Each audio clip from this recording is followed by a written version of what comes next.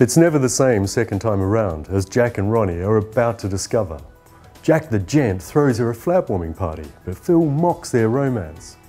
Phil puts her on the spot and makes her choose, and she picks Jack. Well, you would, wouldn't you? And he goes out engagement ring shopping.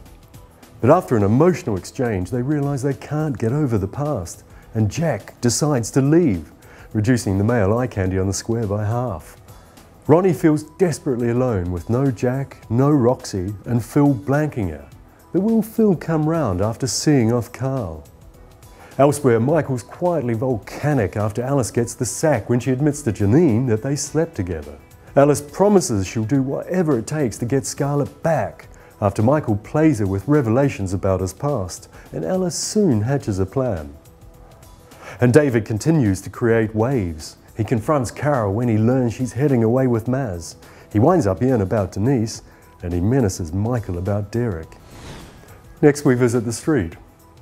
David has clearly never heard the expression, "be careful what you wish for," because he's going out of his little mind when the DNA test results arrive.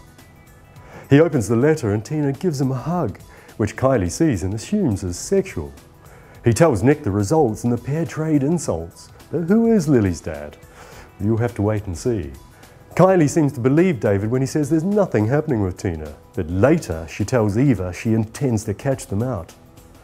Even later she's shocked to find the test results at home, and thinking Gail must have ordered them, sails into Nick.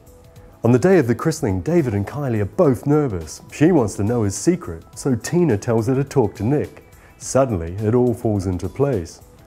Kylie realizes David tried to kill Nick, and he becomes a figure of fear. Steve stuns Michelle with news that they're new owners of the Rovers, but her expression doesn't exactly convey joy. So imagine when she learns that Liz is the backer. And that doesn't take long to find out, as Liz arrives early and makes herself quite at home. Finally, we visit Emmerdale. When Sarah sneaks out to find Andy just as a storm brews, she instead finds Cameron, who grabs her and locks her in a barn.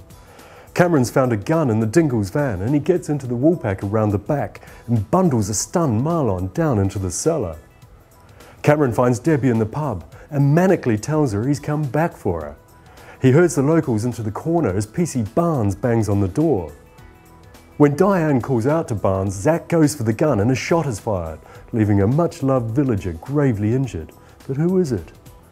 PC Harrison finds Barnes also injured and radios for help, while Marlon lies unconscious in the cellar with floodwaters rising.